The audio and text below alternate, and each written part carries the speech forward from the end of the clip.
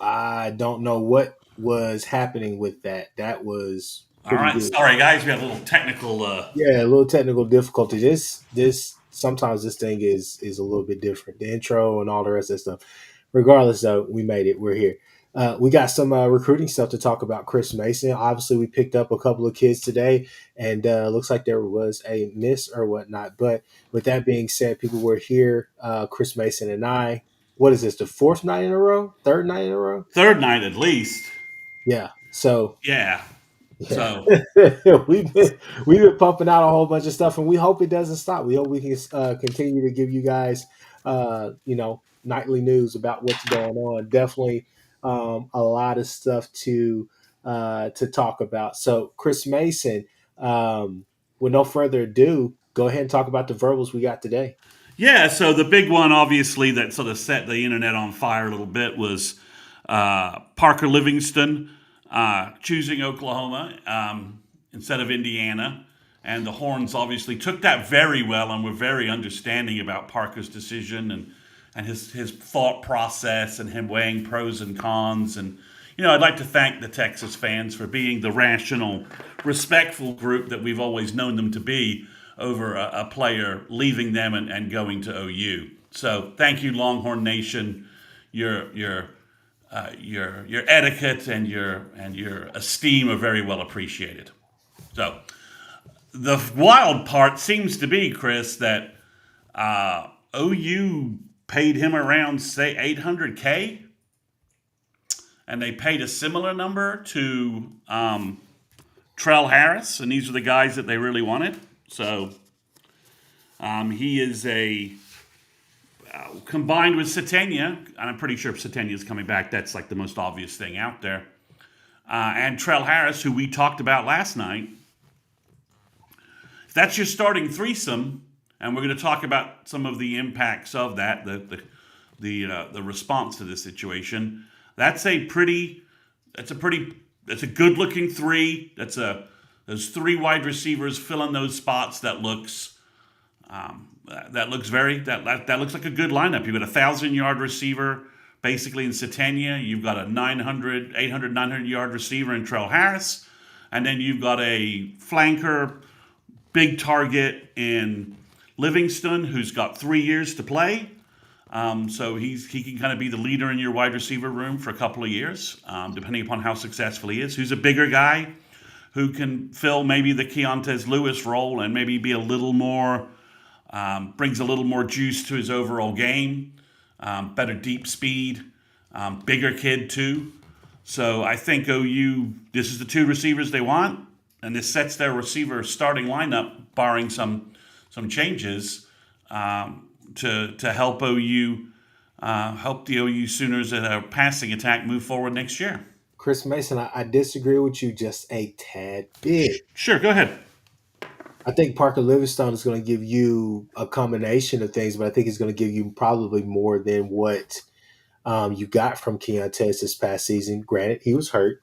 And Giovanni Gibson, granted, he was hurt as well. But I think that this is a guy that comes in, and I think that you feel pretty good about what he can bring to this offense. And again, we talked about it last night.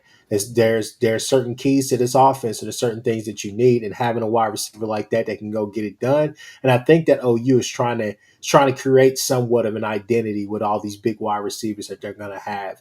Manny Choice is going to be back next year. You made me think about that as well today when we were texting. But Manny Choice is going to be back. Pettit is there, right?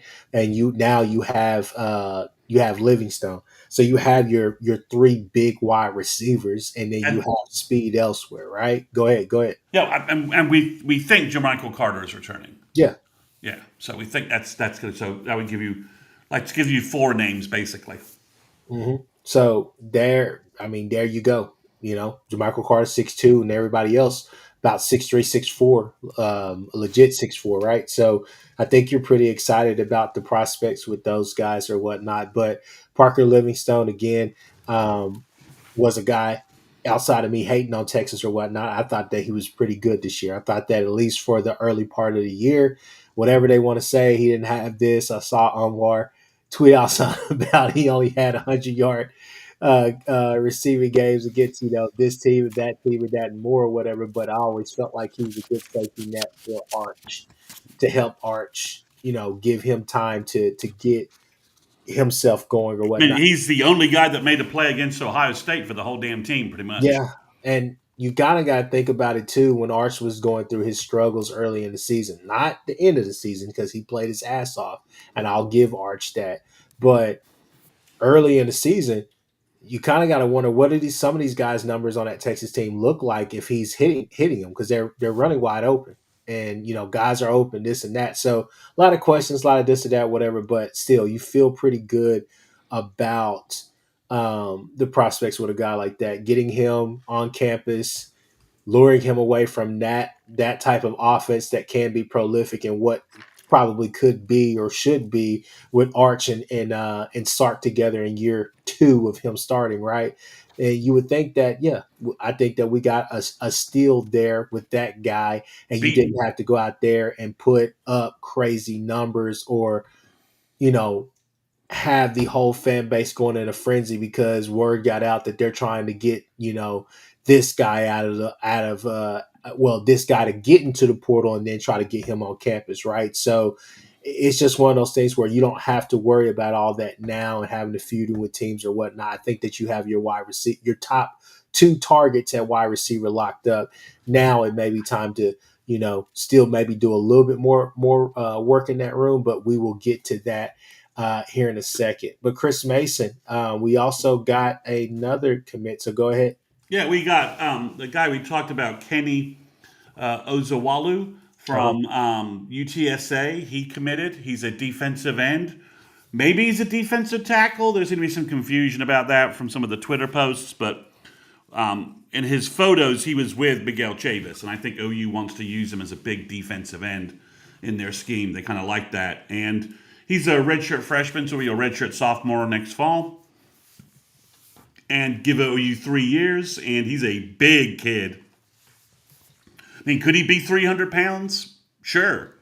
I mean, the kid's got a huge frame. So he's explosive. The highlights I've seen look pretty good. This is something that he's coming in at a certain level, and I think Miguel Chavis has proven that he can improve, he can craft up, coach up, whatever terminology you want to use, defensive ends. And I think this gives OU a weapon that may not be a big weapon in 26, but in 27, this could be paying big dividends for the Sooners. yeah. It's somebody with good size, and you just never know. I mean, I'm really excited about, um, obviously winter camp is is about to, be here before we know it. Um, I pause because it feels like spring here in Oklahoma. Regardless, though, winter ball is going to be here, and then spring ball will be here before you know it as well. So definitely excited about seeing some of these guys, get into some of these camps and just hearing about, measurements, tangibles, this and that, all those different things that we hear about all the time, and just to hear that guys are healthy as well. I think that's something that we'll be excited about too. But definitely a piece that you add as somebody who can work himself into the rotation, but also somebody that could down the line be huge for you. So definitely like some of his film and all the rest of that. I guess Chris Mason keep on going. And of course, OU, he visited Texas first, then he came to visit Oklahoma. So this is sort of another, if you want to be petty about it, another win by Oklahoma over Texas in the portal. So, we'll take that pettiness for a second. But yeah, those are the two commitments. And then obviously we'd be remiss if we didn't talk about the fact that a guy we've talked about for the last two nights who seemed to be all set to go to OU changed direction and signed with USC. I wasn't actually exactly. I'm not sure. Did he even? I think he visited USC. I think so. But Mark Van Summeren, the defensive tackle from Michigan State, apparently went to USC, and USC is paying him a bag that OU was not willing to match under any circumstances, paying him elite defensive tackle dollars.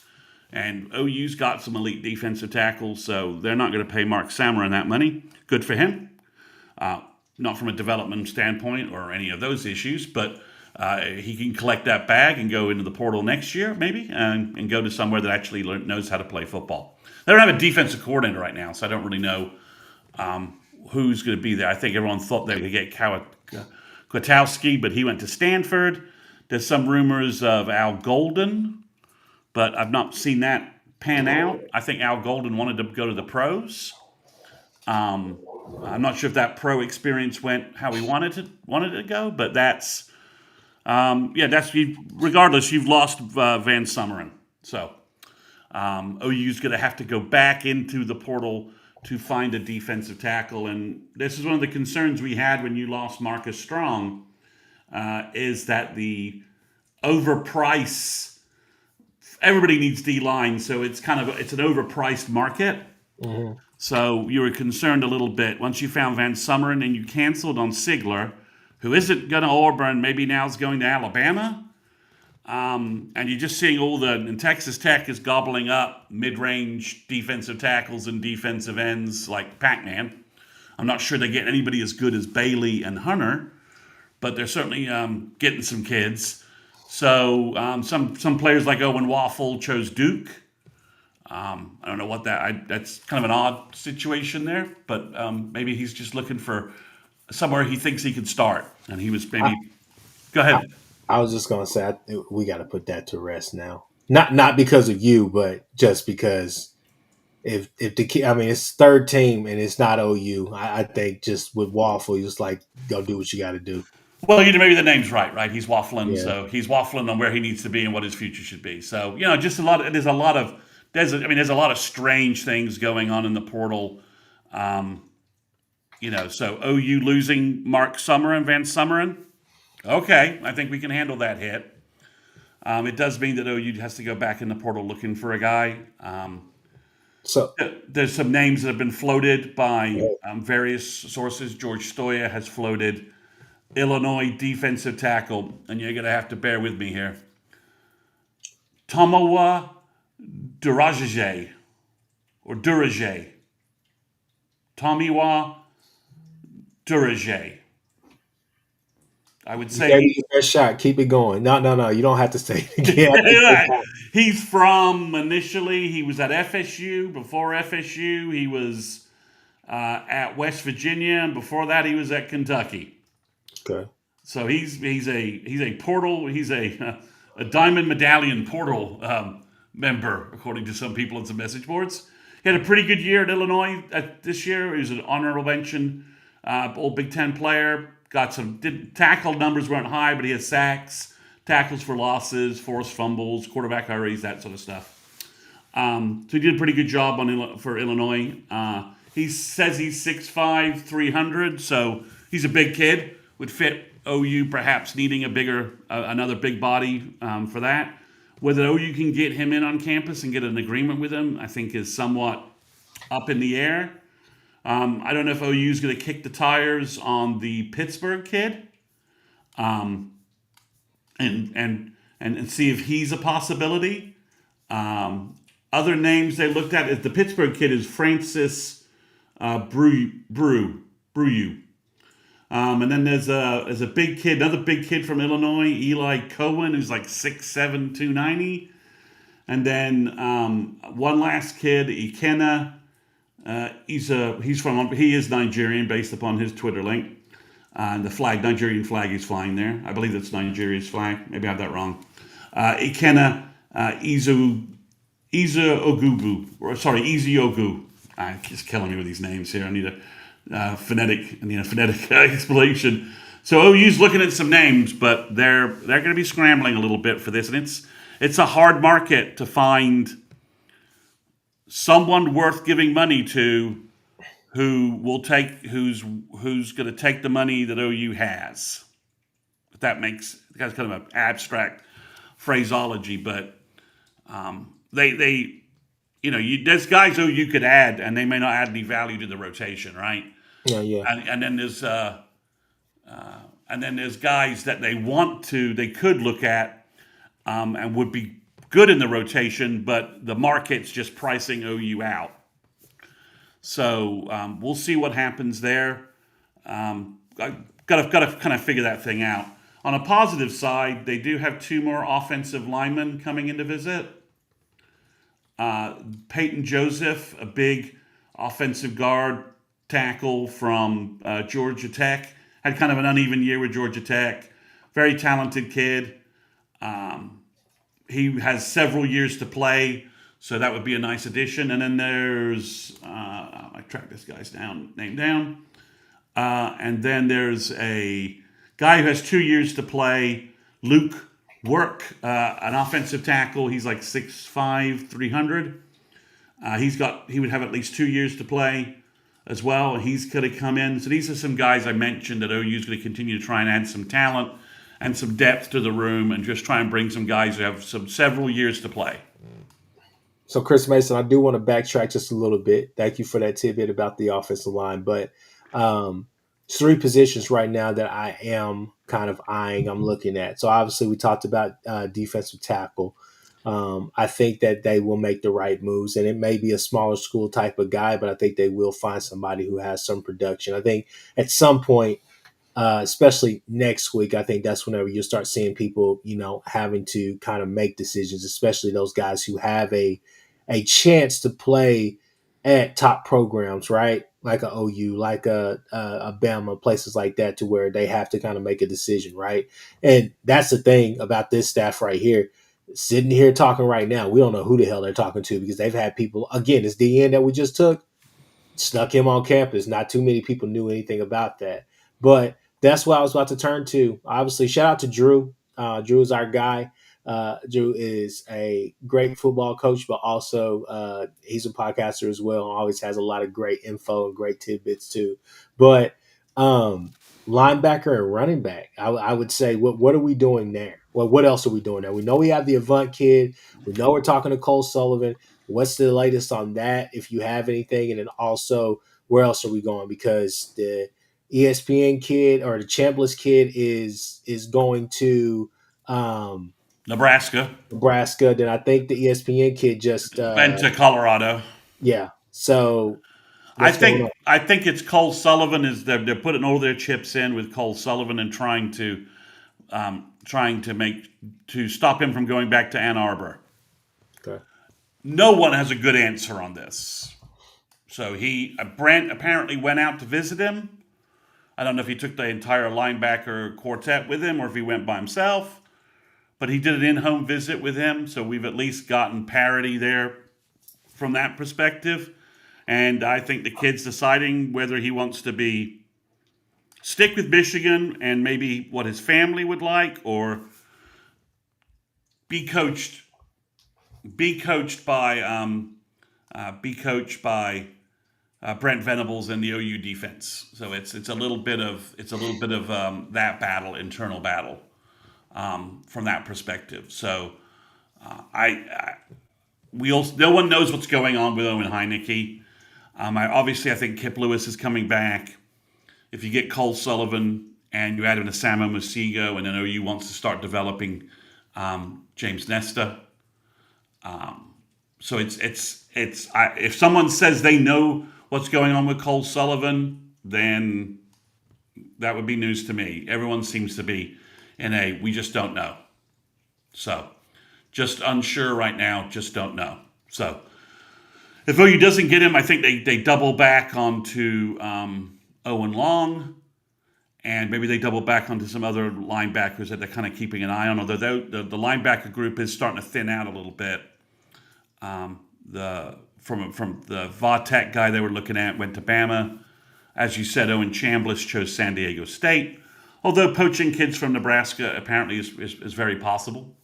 So we'll see what happens there, although he did follow his defensive coordinator to Nebraska so that seems a little harder thing to knock. But that's what's going on at linebacker. There's nothing else going on at running back right now, Chris. There's no other there's no rumbles of anything at running back. The only piece of news we have is that C.J. Baxter seems to enjoy the social media interactions with Jim Nagy and Lake Dawson, and that's it. But it could mean there's lots of guys that the coaches follow back and nothing happens. Sometimes it does turn into something, but right now it's nothing. So I think they're going to focus on squaring away the defensive tackle situation. I think is the number one priority at this point, and then the additional O line kids because it's not a great O line group. So if OU can carve out as many O line pieces and get them signed, ready to be on campus, that's a good thing for the Sooners. If they could get two more, I think that would be at a minimum that would be great. If they can walk out of this with four portal additions, that makes a lot of sense. Bless you. Sorry about that. Well, oh, go ahead. Go ahead. Keep going. So that's where we are. I think it's defensive tackle, and then it's getting these last offensive linemen, carving out as much quality as we can from a thin group that's being picked off left and right. Yeah. So, and then I'd like to think OU will use the February signing day to add a couple more players into the mix. So that's where we are right now with O line, defensive tackle, You said wide receiver. What did you say? I'm sorry. O line, defensive tackle. I think are the next two priorities. Hmm. They got a wide receiver. I think they're going to bring in for a visit, and we can. But I think before we talk about that, we got to talk about the exits. Go ahead. Go ahead. Go ahead. So obviously, OU lost two wide receivers today. They lost Ivan Carrion, which we kind of suspected. They lost Zion Kearney late yesterday after we did our pod, I believe. And they also lost Giovanni Gibson, which I think is of the three guys, that's the kind of the biggest blow. So with the loss of those three guys, and there are three big wide receivers, you do wonder if OU will look to bring in one guy as a replacement. And obviously, Davian Dozer from App State is somebody OU just offered. He's a big guy with a high, his received yards per catch or stats are silly. He knows Satania. They were at Arkansas together. So I think OU will bring him in, and that could be maybe a one-for-one kind of swap. You don't think that I know we talked about it earlier, but you don't think that they're gonna kick the tires on the Trey Richardson kid as well? Do you think that they just stop at one? Yeah, I think Parkinson and Parkinson. I just combined his name. Parker Livingston, as the big flanker, and then I think you have Trell Harris on the other side of Satania. We've got two kind of Satania guys coming in. So if you think about it, you've got the Rogers kid is very much a Satania kind of player.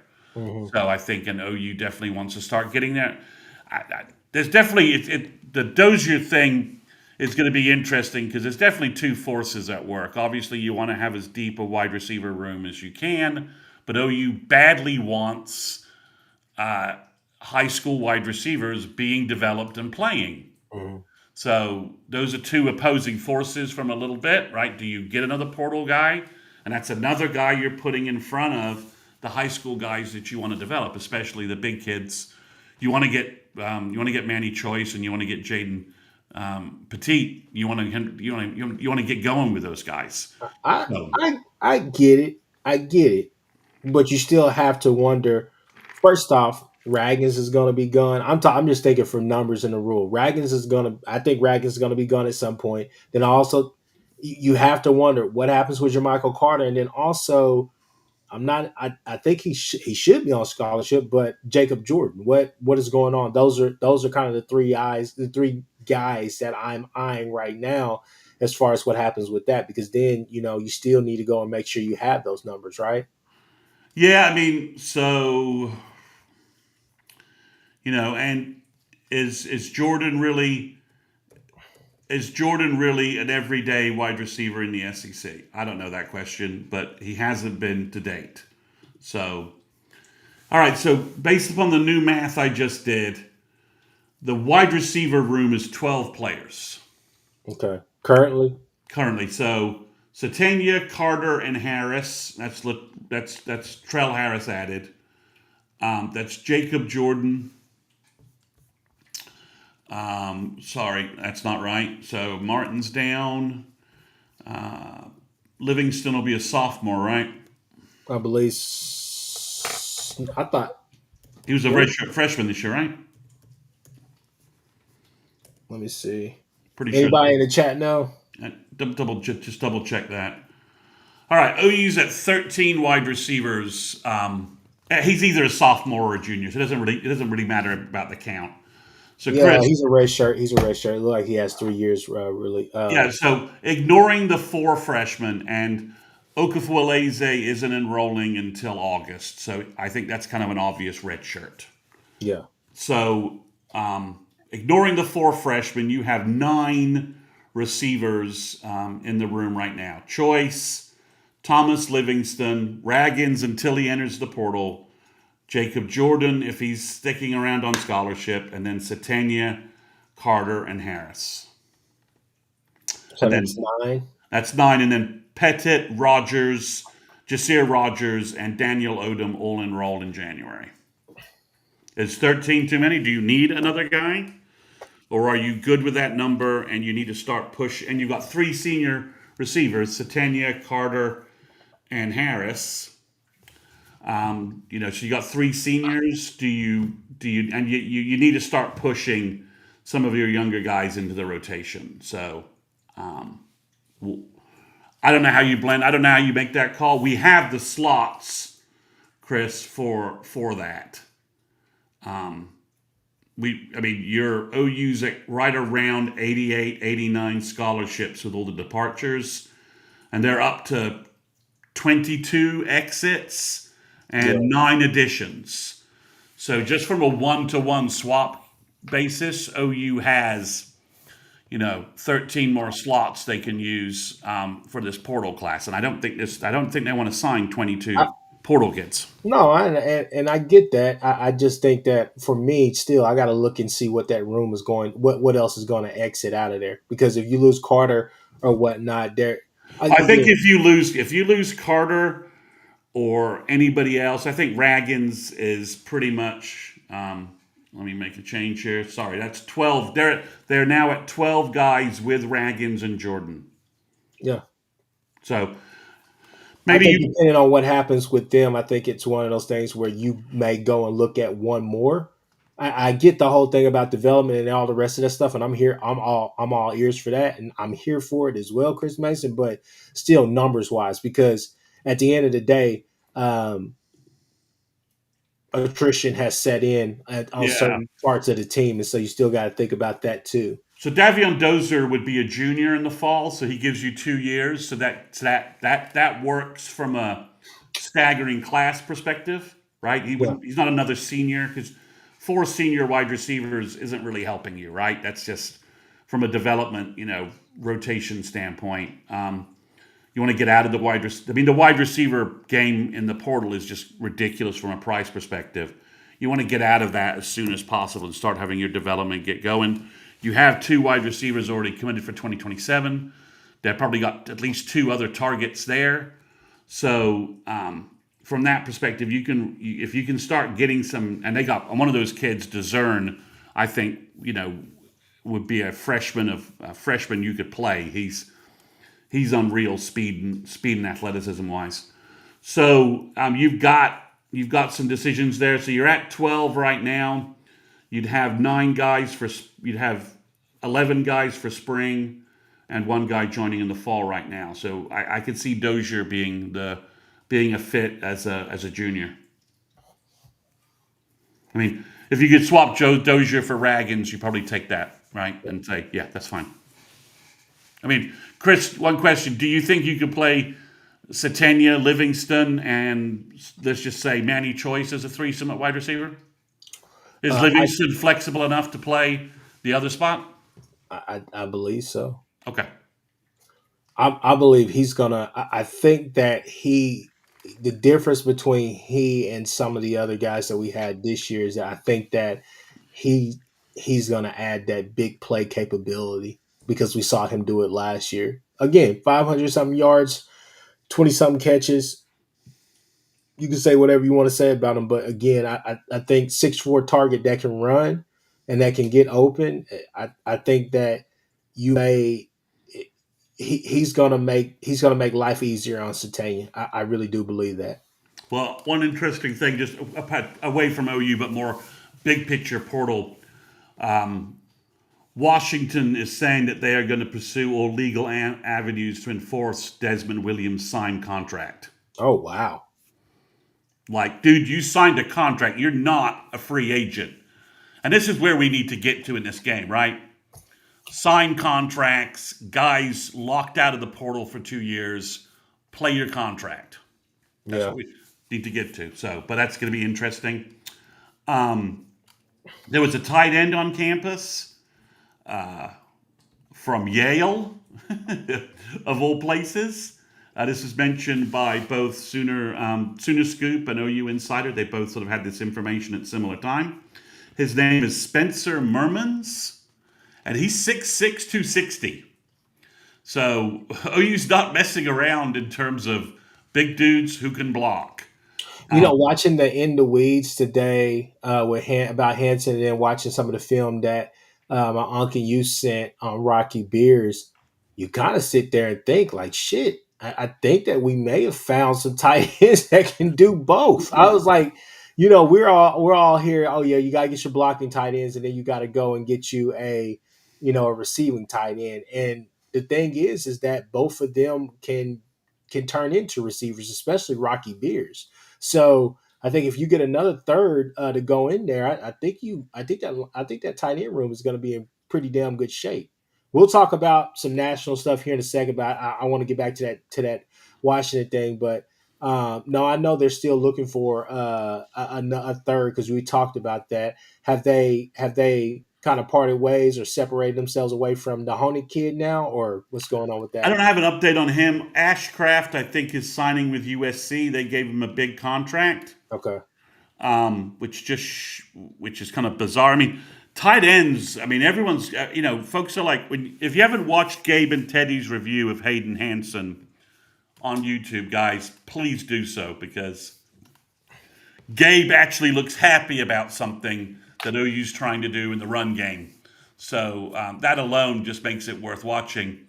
But when you just watch this kid Hanson moving around, I mean, when they showed him blocking one-on-one defensive ends, NFL defensive ends in the SEC, I think OU, whatever they paid for Hanson, I think it's going to pay off for them on the field next year just for having a guy that big, that talented at tight end to just make our offense that much more flexible. And he's a good receiver. I mean, Gabe echoed what we've seen from some other guys looking at the film who said he's wide open all the effing time. He could have easily had 50, 60 catches and 600 yards of offense. They just wouldn't throw him the ball or would throw him the ball late or other stuff. And I think down on the goal line, I think he'll be invaluable in terms of play action stuff. Not that we settled for too many red zone field goals, but there were definitely some times we could have used a short touchdown pass to a tight end to help our efforts. But overall, I think so if you have those two guys, Beers, the Mermans kid has 2 years to play, so he would be this year and then next year. And I'll be honest, Chris, if you get the Mermans kid, I wouldn't shock me if you didn't go for a fourth portal tight end, somebody who is a young, talented two-way receiving talent to add to the mix of Trene Washington and Tyler Ruxer. So you see the question on the screen. People have been asking for it. What's going on with the tight end coach? Yeah, so Leadpack has been rehired by Colin Klein as their tight end coach. That would appear to close that avenue, I think. So the name that's floating around everywhere and that would make a lot of sense, and you seem to think that maybe OU is working on a deal here, is tight end coach Brian Ellis from Alabama. That appears to be the guy. I mean, everyone's talking about Kevin Wilson moving to tight end coach. I don't think that's how you want to use Kevin Wilson or his best use for this team. He needs to be that offensive consigliere for Brent. He doesn't need to be a position coach. Plus, I don't think Wilson's really we just lost a recruiting anchor. We need some guy who can help our high school recruiting efforts. And I don't think Wilson really is that interested in high school recruiting any longer. Yeah. So I don't think Wilson makes a sense. So right now I think it's Brian Ellis. And hopefully we will hear some good news that OU's been able to make a deal with him. He has experience working with Arbuckle at Western Kentucky. He has a good, deep college resume. He's done a good job with the Alabama tight ends. And I think if he wants to bring somebody, OU definitely has the roster spots to let them do that. Well, there you go. I mean, Cade McIntyre is technically still on the roster. I think John Locke is technically still on the roster, but I don't know that either of those guys are really going to factor in. One thing about Raggins and McIntyre that might play in is Raggins had a pretty bad knee injury, so if I'm Raggins, maybe I'm staying at Oklahoma an extra year to go through, make sure my rehab goes through properly. Yeah. And I've got no stats, no film. I'm light, I'm small, I'm fast, but I'm hurt. I'm not really sure where that gets you in the portal right now. So that could be a factor. McIntyre's been beat up as well. This could be a situation where OU just puts him on like a medical scholarship or something like that. I don't know where he is. That could be a conversation. He's just like, I'm beat up. I can't stay healthy. Maybe I just want to move on from football. And OU says, no problem. We'll just move you to a medical scholarship.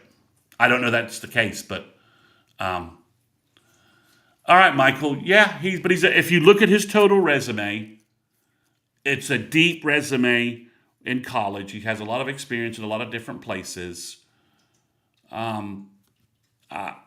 Their offensive line problems are the reason why they can't run the ball. Their tight ends have played pretty well. You said they got guards playing tackle. No. And they're not physical. I mean, my brother thinks what's his name, the big tackle Proctor is awful. He's like, please don't let the Bears draft Proctor. He's a guard, and they're not real physical. And I think to a certain degree, like OU, Bama just runs a finesse scheme. Yeah, it's very finesse. It's very finesse. So it's just, when we're talking about OU's going to have to make some philosophical changes to push a running game. Part of that's getting some big guys who can smack people, and they just brought two guys in and they want a third. So ideally, that changes the room entirely. If you watch Gabe and Teddy's stuff, Gabe is just talking about like all the zone plays that Hansen gives you and what he can do in the blocking game to really help your running game. OU paid money for him for a reason. So there's no word on Schmitty yet officially, but I think for at least a year they would let his deputy take over. And Schmitty's contract ends in January, so Brent's not pushing. I don't think Brent's pushing him out. But I do think Schmitty's just maybe ready to just call it a day. He likes Norman. He loves the town. So I think Schmitty would be like, if I could just retire in Norman. He's obviously made a lot of money being a strength and conditioning coach, pocketed it. So I think that would be an easy solution, at least for a year. But I think overall, you talk about how OU wants to play. And I think the tight end thing, tells us a lot about OU's future plans. Obviously, they're trying to, as I said, I think they might look at depending upon where Ozuwalu plays. Maybe they look at a defensive end too. Keon Keeley's going to Notre Dame, where he verbaled to out of high school, and Notre Dame kind of stole him at the last minute. I think that's not something OU will kick the tires on. Stephion Green committed to Alabama. To LSU. Xavier Gilliam is still out there, but no signs that OU's trying to re-engage with him. He would be one of the better defensive tackles to add, and if maybe OU gets to the point where the money for lesser guys is getting closer to what they need to spend on Gilliam, and we'll maybe push that. So I don't know. We're getting there. So Sooner Cowboys. That's a good question. I imagine he's going to get a big bag from somebody, and I don't know that he has any real connections to OU. So Michigan got poached for a couple more guys today. They got one of the guards coming back that was going to go to Texas. He returned to them. So there's a lot of activity going on, and like I said, I'm just hoping right now that OU is able to avoid what's happening at Washington or some of the other places, and hope that that works out. They're able to keep their guys and not have any blindsided surprises. To the best of my knowledge, OU's getting the bulk of the kids they want to return have signed deals. So I would imagine OU would be just as litigious as Washington would want to be if somebody's going to try and snag somebody who has a signed deal. Yeah, it's pretty simple, and Washington has every right to do it. And I'm Well, sure Jim Nagy hold explained on. that. Sorry, go ahead. Go ahead. Finish your I was sentence. just gonna say I'm not against NIL, but um, I'm a lawyer, so I could definitely tell you like you can't break those contracts. And I think some of these kids and some of their people are not necessarily reading these contracts. If they're actually signing contracts, a letter of intent is a contract itself because it's a legal. It's a it's an agreement.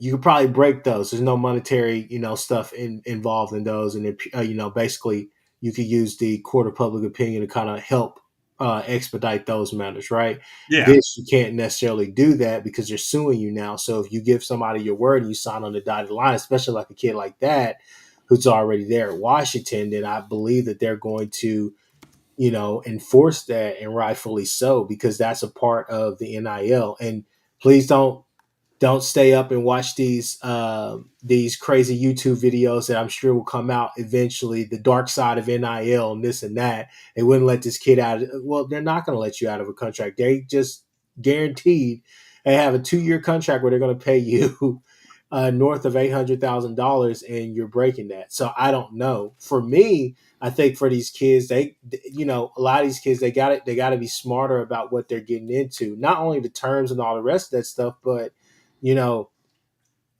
$2 million in you're making $2 million in California opposed to making $2 million in Florida, Oklahoma, Texas, places like that, where either the cost of living is cheaper, they don't have any state income tax or anything like that.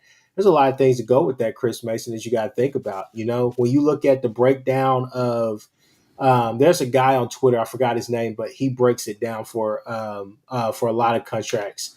Halliburton got that $260. I said $260, $260 million contract from the Pacers, and the way he broke it down was that there is you have obviously state and federal taxes. You have your agent that you have to pay their percentages. Then you also have something called a jock tax. So a jock tax, people, is a tax where if a kid is from Oklahoma, he goes to USC and he does not domicile there, meaning that he's going to live there permanently, then he's still in Oklahoma. So he's having to pay all that money there to all the taxes through Oklahoma, but he's also having to pay a jock tax for making money there in California. So that 2 million that you look at, that number turns into actually probably $800,000, what they eventually thought they were going to get you for anyways. So a lot of people don't really look into that stuff. I know I'm probably going way into it, way too deep into it, but at the same time, just trying to give you guys an idea of really what's going on. And so when you sign that dotted line, they kind of got you, especially something like that. Where on the West Coast, Chris Mason, those those tax brackets and those tax percentages and just the tax numbers in general are genuinely high. It's very very cutthroat out there. But I mean, those are things that you have to think about on the back end of this. But again, don't let this turn into a whole dark side of NIL. No, this is what you signed up for. You wanted to get paid, so this is what's going to happen. Chris Mason. yeah, and I think Oklahoma probably is in a better position than maybe some other places with having Jim Nagy negotiate these contracts with the agents of the players directly, so that everyone knows. Like, look, this may be college, but I'm an NFL guy, and we're doing this. We're doing this. This is an NFL type contract. You're here for 2 years. You're signing this. Look at the escape clauses. Look at your options. Look at this contract completely before you sign it. Have a lawyer look at it. Have your representation look at it. But once you sign it, you're locked in. So I think OU has a by doing things on a more professional level with Nagy and Lake Dawson and those kind of guys. I'd like to think that OU is maybe insulated a little or as well prepared for these situations as much as possible. They're also saying the Big Ten is looking to assist Washington and will file with Washington in this case because it's generally believed that Miami is the school that's tampered, and as you know, Wisconsin already has an active lawsuit against Miami over the cornerback who left last season. Yeah, and I mean, and Jenna James, I think that answers your question. He says, "What happened to the quarterback from 2 years back that walked away after 4 games? Didn't he? He ended up going to UNLV, and then he's going to Nebraska. But you look at Is that. that Calandra? Is Calandra that kid? I thought he was that kid, wasn't he? No, no, no. He's from Boston. He flaked out of Boston College, didn't do well, and then went somewhere else and came back. That guy's a different guy. Well, either way, if NIL was tied up into that, it's still on the school to actually, go after the kid. And I don't I think mean, anybody at UGA's going after Damon Wilson. yeah, I don't think Who's anybody at UNLV was in a hurry to go go after anybody. I think it was kind of good riddance. See you, sayonara. I mean, they ended up losing all their coaches anyways after that year. But yeah, okay? So I don't know Chuck Kearney. Maybe I don't know. I don't know Jim Nagy personally. Um, and some of the stuff you're saying here. Okay, I mean, I think you want him to be the henchman, is what you want him to be, not a henchman. I don't know what a henchman is. So we'll see. But I just think OU is. I think OU from having a professional guy who's used to NFL contracts and NFL negotiation is in a slightly better place to hopefully have locked their kids down with as little loopholes for them to maybe walk away when somebody flashes a big money bag in front of them. But we'll yeah. I mean, see. I We'll think see. these are things that all the coaches should be talking about as well. It'll be part of my pitch. You would tell that kid, look, you can go there and they can tell you they're going to pay you $2 million at USC or UCLA, but after taxes, you're probably looking at around $700,000. We're prepared to give you $800,000 up front. You know what I'm saying? Like we're prepared to give you eight I hundred mean, thousand dollars cost of living, all those factors, right? cost I of mean, living, all the rest of that stuff, we're willing to work with you to give you that. I mean, that would be like that'd be the softest of soft pitches, but it'd be stuff. But when you already have that knowledge and you can tell kids about that stuff, and then also the simple fact that everybody in college football that's at a top program, especially that they have some connections to scouts and stuff like that. Jim Nagy was all of that, right? So the whole thing is that it's not tough for him to get you where you need to go, but you got to have that pro potential because that's what he's looking for and that's what he said. But no, I just think that it's unfortunate that some of these things are happening, but these are the things that we talked about in the off season, Chris Mason, when we went through NIL and how can we fix the whole NIL issue. right. I'm still a firm believer, Chris Mason, that we need to put a cap on the number that these incoming freshmen can have. I think that would be one of the first things that we could do to kind of categorize them in some type of way that would pay the 5 star the highest bid or whatnot, but having it to where it's 250 and down, at $250,000 and down, make it even. Kids got to go, make it about football again, but also you could get paid once you get to campus and once you actually produce. But there's got to be some type of rules and regulations about that. But that's not this pod. We're talking recruiting people. But regardless, though, no, it's unfortunate those things are happening. But these are the things that have to happen for, unfortunately, the NCAA, the Empire, to actually do something credible, right? And I'm sure that they're trying, but just whereas I feel that if they let me and you have our way, we would have a chokehold around this thing. But for them, it seemed like they put all of Diddy's oil on their hand and are trying to choke this thing and just cannot. So go from there. Yep. I mean, it's it's going to be an interesting reaction from Washington and the Big Ten and what happens here. I mean, I don't think the court. I don't think the court of public opinion is exactly going to be in kids' favor. You Yeah. signed a contract. I think most people would say, did they force you to do it? Did they put a gun to your head? No, you had a chance to review it. You signed it, and and you should live up to the terms of that contract. Yeah. So we'll go from there. Well, Washington, we'll see what's going to happen. Yeah, and that's the surprising thing is that you kind of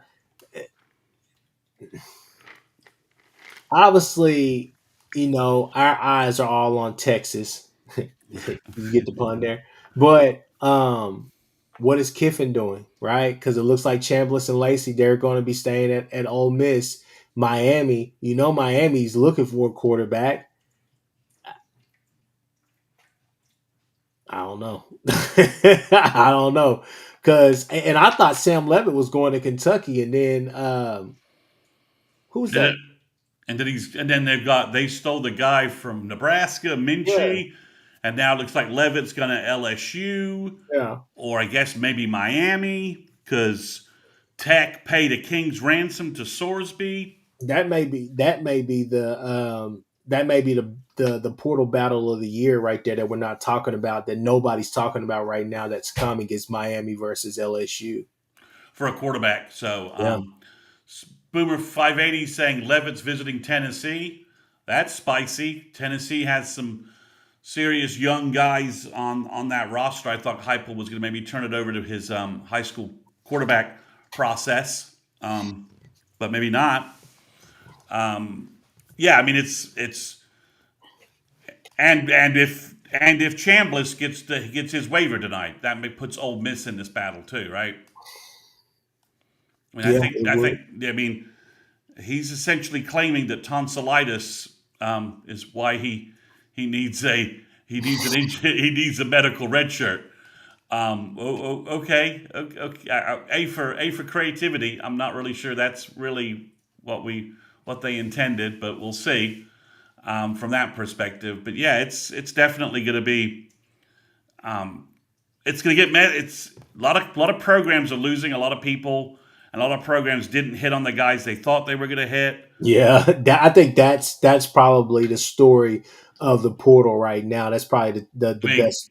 yeah, I'll say not Coleman. the best. That's the poor way to put it, but that's probably the top story out of the portal A right lot, now. of, a lot of a lot of guys have leveraged the portal beautifully to getting bigger deals where they were. They were Yeah, comfortable someplace. Their agent said, "Well, let's just go in the portal to get a bigger deal." And some kids have done that very effectively. Isaac Brown looks like one of those guys. Jaden Bow looks like one of those guys that have effectively done that. The threat of the portal. Lagway's still circling the country looking for a new home. And last year, everyone thought he was going to be like the number two quarterback in the country. So it's a strange thing. The Coleman thing is probably going to end up as some bizarre auction between Tech, A&M, and Texas, with them all outbidding each other, and the only person they're going to end up paying is Coleman and his legal team and agent. So these are the messes OU staying out. But I would say, based upon everything that we've seen over the last 24 hours, I think OU adding a third wide receiver, I think, is the big story coming out of today. They need to find a defensive tackle, and do they decide to get a third portal wide receiver in with the exits that have occurred over the last 2 days? running back as well. I'm interested. I don't think they're done. I think they may go and see what else they can do. Well, maybe again, this could be a case where OU did what they did last year with Marvin Jones Jr. and Kendall Daniels. Guys hit the portal and agents tell them you're going to get X, right? And now they're in the portal for 10 days, and all they're getting is Y, and all of a sudden, and it's not really good looking programs or status programs that they thought they were going to get to play with, and maybe somebody rolls back and contacts DeMarco Murray and says, "Do you guys want a sixth running back?" And DeMarco may say, "Well, you got to talk to Jim Nagy, and you got to talk to Jim Nagy, Lake Dawson. I'll tell them to give you a call. Who's your representation? I'll tell them to give you a call." Caden Durham could be a guy like that. I don't know. Some of the running back spot, the premier running back spots are starting to disappear. Smothers to Alabama. FSU just grabbed a running back. Florida had kept their running back. Louisville kept their running back. So there's a lot of running backs flying around. Missouri just picked up another running back. I know they lost the running back. So, Lacey's staying at home with Ole Miss. But I agree with you, Sunny Cowboys. I think he wants to be the man somewhere, and he's going to have to decide what level he's willing to choose. Yeah. So, from that perspective, he's a junior. He needs to play because if you're a running back, you need to get out of college by your junior year. If you have any real NFL aspirations, you don't need to be eating a whole bunch of damage and carries in college. That's just my opinion. True Okie, I don't know. I really don't know. But we'll say boards are saying Texas wasn't paying up. We shall see. It's a lot that's going to be developing. Chris Mason, is there anything that we need to say before we jump up out of here? No, there's nothing left. We're good. Hey, look, Kaizen Performance Fitness. Thank you guys for sponsoring these recruiting pods. Go out there and go out there and check out GFit and Merrill. See what they got going in Norman, Oklahoma. Again, that's Kaizen Performance Fitness. Thank you guys for sponsoring for the video. That being said, people, we do have one more thing that we want to show you guys. If it'll play.